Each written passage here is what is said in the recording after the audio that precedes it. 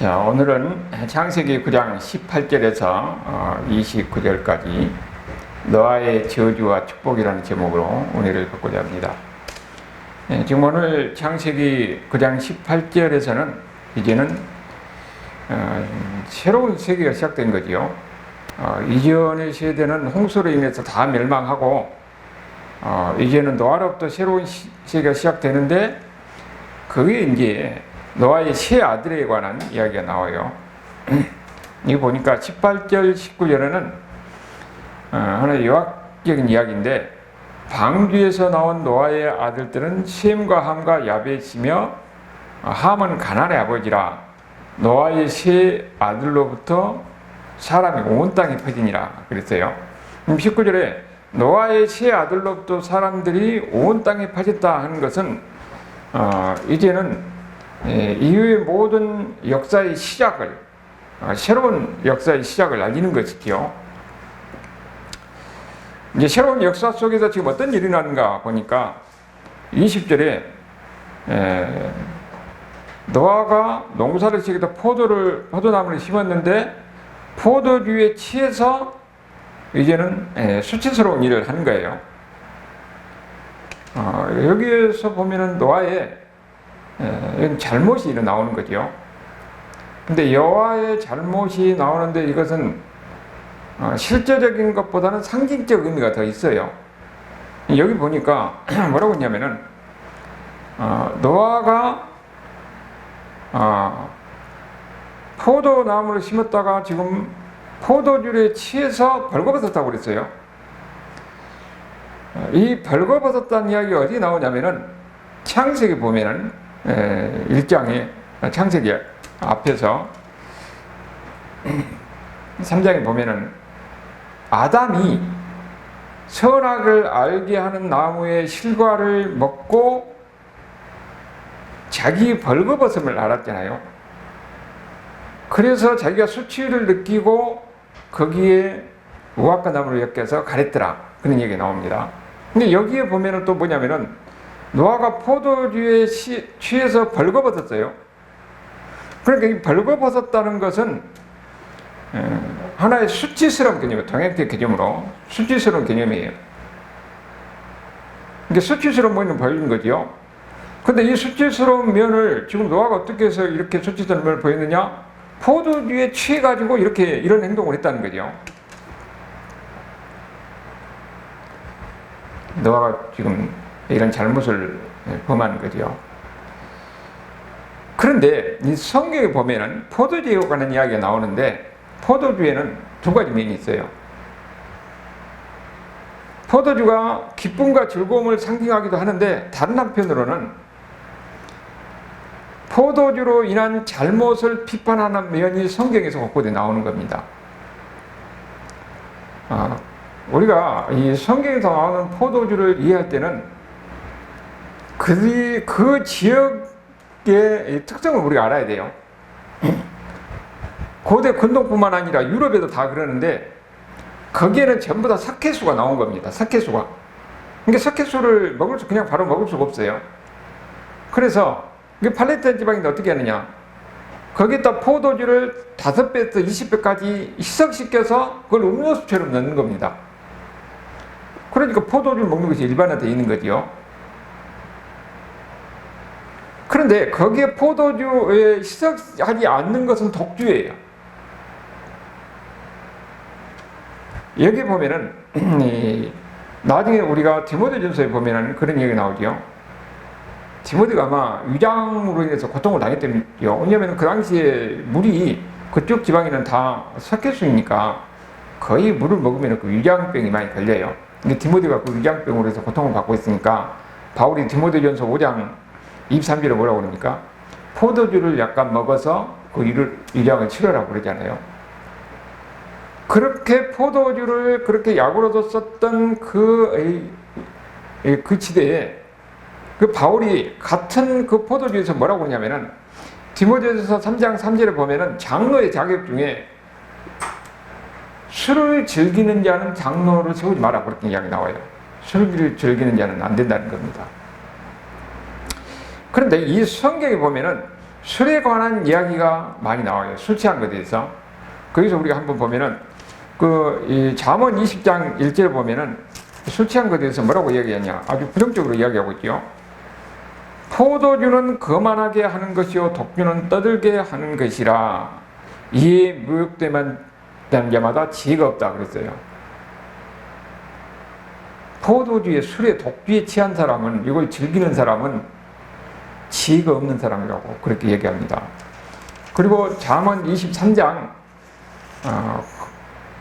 20절을 보면은 술을 즐겨하는 자와 고기를 탐하는 자들과 더불어 사귀지 말라. 술 취하고 음식을 탐하는 자는 가난해진다 그랬어요. 술을 먹으면 한 번 먹는 게 아니라 계속 먹잖아요. 일반적으로 완전히 술을 즐기면서 이렇게 취하고 하는 사람들은 대부분 다 어떻습니까? 나중에 보면은 다 가난하고 힘들어요. 힘들게 살아요. 그리고 잠언 23장 29절에서 35절까지 계속 그 술에 관한 이야기 나오는데, 거기로 한번 보면은 29절에 보니까 재앙이 네게 있느뇨, 근심이 네게 있느뇨, 분쟁이 네게 있느뇨, 원망이 네게 있느뇨, 까닭 없는 상처가 네게 있느뇨, 붉은 눈이 네게 있느뇨. 이거 보니까 다 어떤 모습이에요? 술 취한 사람의 모습이에요. 30절에 술에 잠긴 자에게 있고 혼합한 술을 구하러 다는 자에게 있느니라. 술 취한 사람은 완전히 온전한 정신 상태가 아니에요. 31절에 보면 포도주는 붓고 잔에서 번쩍이며 순하게 내려가나니 너는 그것을 보지도 말지어다 그랬지요. 술이 사람을 유혹하는 겁니다. 근데 술 좋아하는 사람이 술을 보면 못 참잖아요. 그러니까 가능하면 술을 멀리 하는 거예요. 32절에는 그것이 마침내 뱀같이 물 것이요 독사같이 쏠 것이다. 좋다고 술을 먹은데 술을 한 잔만 먹냐? 그건 아니잖아요. 한 잔, 두 잔, 세 잔 계속 나가면은 완전히 독사에 무는 것 같이 나를 완전히 중독시켜버려요. 나를 망하게 하는 겁니다. 33절에 보면은 또 내 눈에는 괴이한 것이 보일 것이요 마음은 구부러진 말을 할 것이며. 술 취한 사람 어때요? 혀가 돌아가죠. 혀가 돌아가. 그 다음에 너는 바닷 가운데 누운 자 같을 것이요 돛대가 누운 자 같을 것이다. 술 취하면 후청일청 하면은 막 세상이 그냥 아주 요동친 것 같지요. 내가 스스로 말하기를 사람이 나를 때려도 나는 아프지 아니하고 나를 상하게 하여도 내게 감각이 없도다. 내가 언제나 깰까 다시 술을 찾겠다. 술을 취해갖고 그 다음에 안 먹겠다 하는데 나중에 또 술을 찾아요. 그러니까 어떻게 이 술 취한 것을 이렇게 아주 정난하게 묘사했는지, 술 취한 것이 그 사람을 어떻게 만든가 하는 것을 보이는 거지요. 그런데 재밌는 것은 여기 아까 술을 보지도 말라고 그랬는데 가나 혼잔치 할 때 어떻습니까? 이 술은 항상 기쁨과 즐거움을 상징하는 면도 있어요. 그러니까 잔치가 있으면은 술이 없으면 잔치가 안 되는 거죠. 근데 거기 술이 다 떨어져 버렸어요. 그때 예수님이 뭐라고 그래요? 거기에 기적 같은 아주 최상품의 술을 만들어냅니다. 예수님이. 그러니까 그 당시의 사회 속에서 술이 그 기쁨과 즐거움 상징되기도 하는데, 그것이 지나치면은 술이 어떤 해독을 가지고 하는 것을 이야기하는 거죠. 그러니까 지나치면 안 된다는 겁니다. 지나치면. 고기도 지나치면 안 된다는 거예요. 하여튼 여기에 보니까 지금 노아의 문제는 뭐냐 하면은 술 취해서 뭐가 나타났어요? 완전히 자기의 원래 이 본능적으로 가지고 있던 죄적인 면이 드러나는 거예요. 이 앞에 지금 어떻게 했습니까? 하나님이 노아에게 다시는 홍수로 인해서 세상을 멸하지 않겠다 하면서 사람은 어려서부터 그 마음속에 악이 있다고 그랬어요.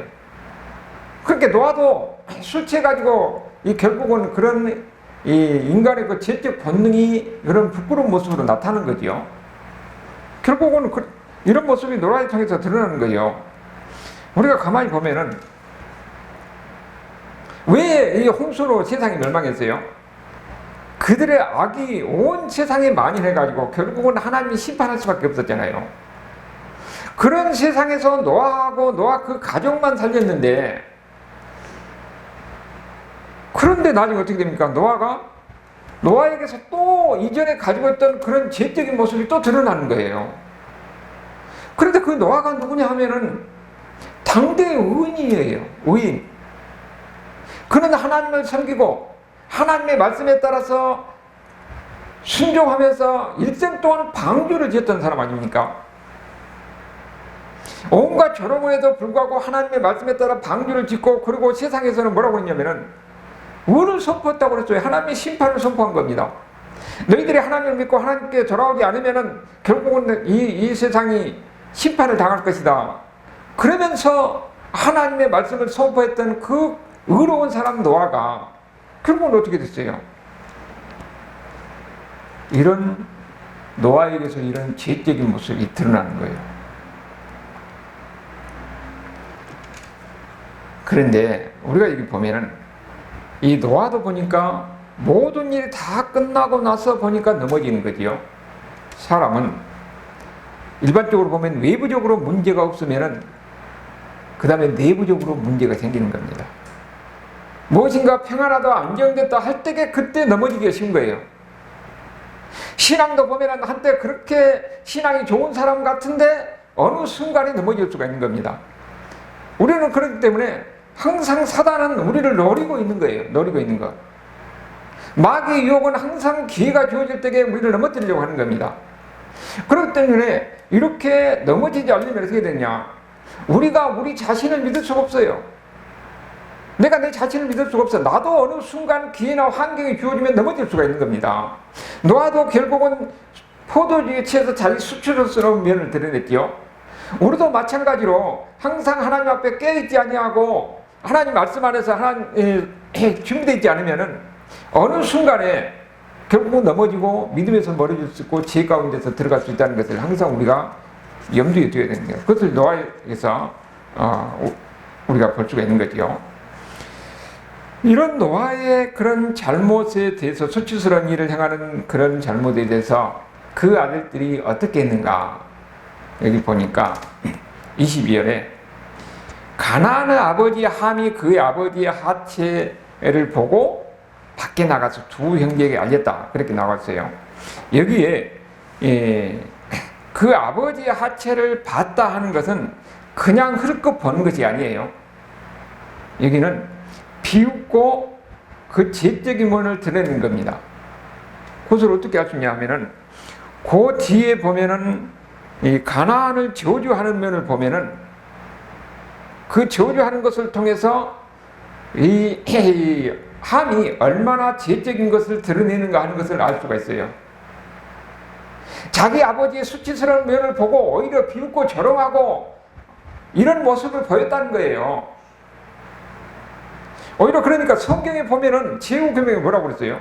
내 부모를 공경하라고 그랬어요. 그런데 아버지의 잘못을 오히려 수치스러움을 드러내면서 오히려 조롱거리가 되게 하는 그 함의 모습을 우리가 여기서 지금 볼 수가 있는 겁니다. 그런가 하면은 23절에 다른 아들 셈과 야벳은 어땠다고 그랬어요? 옷을 가져다가 자기들의 어깨에 메고 뒷걸음을 쳐 들어가서 그들의 아버지의 하체를 덮었으며 그들이 얼굴을 돌이켜 그들의 아버지의 하체를 보지 않았다. 굉장히 조심스럽게 하는 셈과 야벳의 행동을 우리가 볼 수가 있는 겁니다. 그리고 여기는 뭐라고 했냐면은 덮었다고 그랬어요. 덮었다고. 가려주는 거죠. 아버지의 부끄러운 모습을 가려준 겁니다. 우리가 이 덮었다 하는 것을 보면 상당히 영적인 의미가 있는데, 아담이 죄를 짓고 자기의 부끄러운 것을 알고 수치심을 가리기 위해서 무화과 나무 잎을 엮어서 치마를 엮었다고 했잖아요. 그런데 하나님은 그것을 어떻게 했어요? 가죽옷으로 그의 부끄러운 것을 가려주었어요. 덮어줬어요. 근데 여기는 어떻게 되냐면은 아들들이, 노아의 아들들이 아버지의 부끄러운 것을 가려줬잖아요. 부끄러운 것을 가려준 겁니다. 부끄럽다는 것은 뭐라고 그랬어요? 죄적이라는 거예요.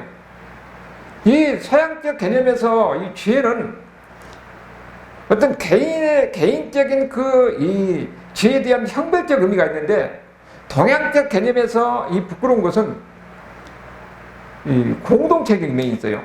공동체 안에서 수치스러운 면을 얘기하는 겁니다. 그러니까 아버지의 수치스러운 면을 덮어주고 가리는 겁니다. 우리가 여기서 보면은 함은 아버지의 벌거벗음을 보고 드러내려고 그랬잖아요. 비웃고 드러내려고 그랬는데, 셈과 야벳은 아버지의 수치스러운 면을 덮고 가렸어요. 그러니까 이들의 행동이 나중에 어떤 결과를 가져오는가. 일반적으로 보면은 다른 사람의 수치를 드러낸 사람은 여기 함과 같은 사람이에요. 다른 사람의 수치를 가려주고 덮여주고 한 사람은 셈과 야벳입니다. 여기에서 축복과 저주가 나눠진 겁니다. 그래서 24절에 보니까 노아가 술을 깨서 나중에 뭐라고 그래요? 가나안을 저주하잖아요. 25절에 가나안은 저주를 받아 그의 형제의 종들이 되기를 원하노라 그랬어요. 노아가 이 축복한다고 해서 축복하고 저주한다고 해서 바로 저주하느냐?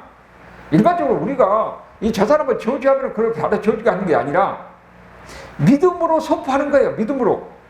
믿음으로 선포하니까 하나님이 그 저주한 그 선포대로 이룬 거예요. 축복을 선포하면 믿음으로 되는 겁니다. 이걸 우리가 어디서 보냐면은 이삭이 야곱에게 축복하잖아요. 내가 이 축복을 하면은 하나님께서 이 사람을 축복해 줄 거라는 믿음 가운데서 있는 겁니다. 야곱이 자기 12 아들에 대해서 이 아들들의 장래에 대해서 예언적 축복을 해요. 내가 이렇게 축복하면 하나님께서 이 축복 그대로 해줄 것이다 이런 믿음으로 선포했는데 나중에 그 역사를 보면 어떻게 됩니까? 그대로 되는 겁니다. 여기는 어떻게 했어요? 노아가 예언적 저주를 하는 겁니다. 여기서 우리가 항상 말이라는 것이 얼마나 중요한 것을 알 수가 있어요. 아니 이 노아가 자기 자식에게 대해서 하나는 예언적 저주를 하고 하나는 예언적 축복을 하는 겁니다. 근데 나중에 역사를 뒤보면 그대로 되는 거예요. 근데 우리가 이 일반적으로 집에서 보면은 가까운 데 보면은 우리는 이 입에 욕을 다한다든지 이것이 서슴없이 자연스럽게 하는 겁니다. 그런데 그가 어떤 말을 듣고 자라냐에 따라서 그의 아이의 운명이 달라진 겁니다. 우리가 가볍게 얘기했지만 우리가 대표적으로 보면 누구였죠? 이재명 대통령이 뭐라고 합니까? 자기가 어려서 자기 어머니가 점쟁이만 듣고 와가지고 너는 앞으로 이 훌륭한 사람, 큰 사람이 될 것이다. 네가 우리 가족을 편하게 살 것이다. 그런 말을 했는데 자기는 이제 삶이 아주 환경이 어려워도 그 말을 자기 마음에 항상 간직하고 살았다고 그러잖아요. 그것이 그 어린 소년에게 꿈을 준 겁니다. 부모가 자식에게 저주의 말을 하면은 그 저주의 말이 가슴속 깊이 박히는 거예요. 거기다 썩을 놈, 미친놈. 그렇게 되면 어쩝니까? 그대로 되는 겁니다. 그리고 어떻게 되냐? 항상 긍정적이고 희망적이고 축복의 말을 하라고 그래요. 자녀들에게 그러니까 항상 어떻습니까? 축복해줘야 되는 거예요. 축복해주는 거. 그게 중요한 거예요. 나중에 보면 평생 동안 그것이 그 마음속에 가슴 깊이에 박혀있는 겁니다. 그것이 그 사람의 운명을 좌우하는 겁니다. 그러니까 희망을 주고 긍정적으로 말을 심어줄 때에 그 희망을 주고 긍정적인 말이 그 사람을 어려운 환경에서 붙들게 하는 겁니다. 그리고 우리 믿는 사람들은 믿음으로 선포하면은 그것이 나중에 그대로 된다니까요. 말하는 것이 얼마나 중요한가. 우리가 이거 다시 한번 상기시킬 필요가 있는 겁니다. 그리고 여기 가만히 우리가 보면은 아니 함이 잘못을 했는데 그의 아들 가나안이 저주를 받아요. 왜 그래요? 일반적으로 보면은요 아버지가 하는 그런 행태를 자식들이 보면은 그대로 본받습니다. 대부분 그대로 보면 잘 막아요. 그리고 여기에서 더 중요한 것은 뭐냐 하면은 나중에 보면은 가나안은 이스라엘의 최대 적이에요. 그러니까 이 가나안 사람이 어떠냐, 이 가나안이 그 뒤에 대대로 후손들이 가서 가나안 땅에 가나안 민족을 이루잖아요. 여기 이야기는 그러니까 이미 하나님은 이 함의 아들 가나안, 그의 후손들이 나중에 어떻게 살 것이라 하는 것을 이미 예언적으로 이야기하고 있는 겁니다. 그들의 제약이, 그들의 폐악이 얼마나 많은가 하는 것을 이야기하는 거예요. 거기에 대해서 이 레위기 18장 3절에서는 그래서 뭐라고 하냐면은 이 가나안 사람들의 풍속을 쫓지 말고, 그 다음에 7절에서 23절까지 보면은 거기에 가나안 사람들의 그 제약을 낱낱이 거기 기록이 났습니다. 대부분 보면은 성적으로 엄청나게 타락하는 모습이에요. 동성연애가 있고, 뭐 수간이 있고, 이 가족 간에 이렇게 범죄가 있고. 그렇기 때문에 그 너희들이 가나안 땅에 가면은 가나안 사람들을 다 쫓아내고 추방하고 죽이라고 그랬어요. 그만큼 타락하고 부패하는 것인데, 그 시초가 보면은 여기서 이 함의 이 아들 가나안이 이미 그런 제약이 있을 것인 것을 내다보고 미리서 하나님의 백성 이스라엘을 위해서 저주하는 겁니다. 좀 그것을 미리서부터 이야기해주고 있는 거예요. 그러니까 노아를 통해서 미리 예언적 저주를 하고 있는 겁니다. 그런데 우리가 보면은 함이 아들들이 자녀가 가나안만 있는 것이 아니에요. 그러니까 함의 자녀도 여러 가지 다른 자녀들인데 거기에 특별히 가나안이 함을 많이 닮아가지고 많이 제약적인 그런 모습이 드러났단 말이에요. 그러니까 그 아들 가운데 가나안을 하나님이 저주하는 겁니다. 유별나게 저주하는 거예요. 그런데 우리가 여기서 나중에 보면은 이제 예수님 당시에도 그 가나안 사람이라고 다 저주하는 게다 그대로 오랜 시간이 지나서 예수님 당시에 가나안 여인이 예수님 앞에서 믿음이 있는 행동을 보이잖아요. 그러니까 그들도 믿음 안에 들어오면 그들 다 구원 받는 거예요. 시대 오랜 시간이 지나서는. 그러면 우리가 한번 생각해 볼 수가 있는 거지. 아니 아직 있지도 않는 사람들, 그 미래의 사람인데 왜 있지도 않는 그 먼 미래의 사람을 하나님이 이 노아를 통해서 저주하는가 하는 거예요. 이게 아까 여기 이야기했지만은 이미 하나님은 이 가나안의 먼 미래를 하나님은 다 내다보고 있는 겁니다. 하나님은 우리를 언제부터 알았어요? 창세 전부터 우리를 알았다고 그랬어요. 그렇다면 하나님은 이미 가나안은 영원 전부터 아시고, 그리고 앞으로 오랜 세월 뒤에 가나안이 어떤 행동을 하고 그들의 이 폐악이 어떤 것이냐 하는 것을 하나님이 이미 내다보고 그들을 저주하는 겁니다. 이스라엘 백성들을 위해서 저주하는 거예요. 하나님은 그러니까 우리의 미래도 다 아는 겁니다. 그리고 26절에 보면은 거기에 이제 셈과 야벳을 축복하는 이야기가 나오지요. 여기에 셈과 야벳을 축복하는데 셈의 자손 중에 누가 있냐면은 아브라함이 있습니다. 아브라함이. 창세기를 보면은 1장에서 11장까지 하고 그 다음에 거의 전반부고 12장에서부터 마지막 50장까지가 후반부인데, 창세기 전반부 1장에서 11장까지는 그 초점이 누구냐면은 아브라함을 향해서 가고 있습니다. 아담에서부터 계속 내려오다가 노아에서부터 인류가 멸망하지요. 그리고 노아를 통해서 이어지고 노아에서 초점이 어디로 가냐면 아브라함을 향해서 가는 겁니다. 근데 그 아브라함이 누구냐면은 셈의 후손이에요. 셈의 자손.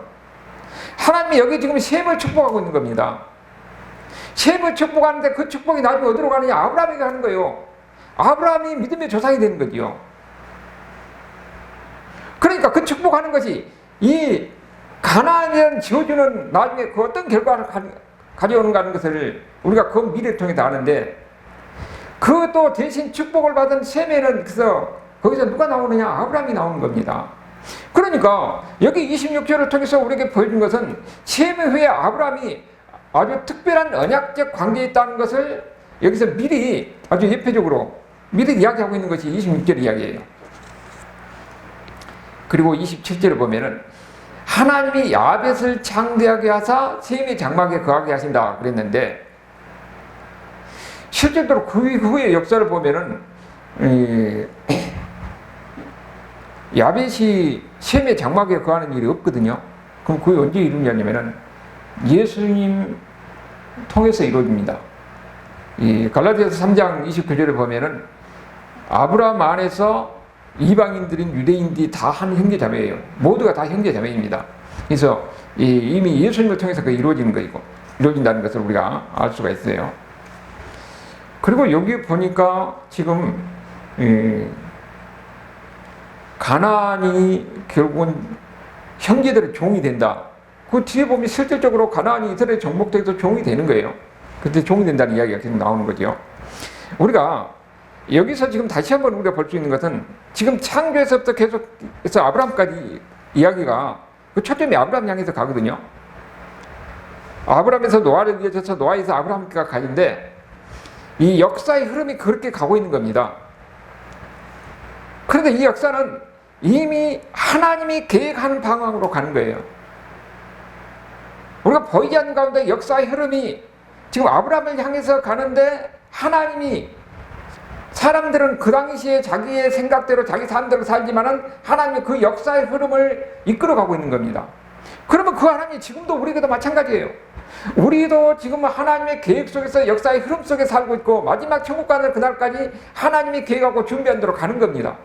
그러면 그 중간에 사는 우리의 삶은 지금 어떤 거냐? 우리가 지금 그러면은 함의 길을 갈 것이냐, 셈의 길을 갈 것이냐? 그것이 우리가 예수를 믿느냐 안 믿느냐에 따라 달라진 거예요. 예수를 믿고 그 말씀대로 순종하는 사람이 바로 셈의 길이고 축복의 길을 가는 겁니다. 근데 하나님을 믿지 않고 하나님을 떠나서 자기 마음대로 죄악의 길을 가는 것은 바로 가나안의 저주를 받는 저주의 길이에요. 우리가 축복하는 길은 뭐라고요? 하나님 믿고 예수님 안에서 예수님 말씀대로 순종하고 가는 거예요. 그게 축복입니다. 이런 은혜가 우리 모두에게 함께 있기를 주님으로 축원합니다. 아멘.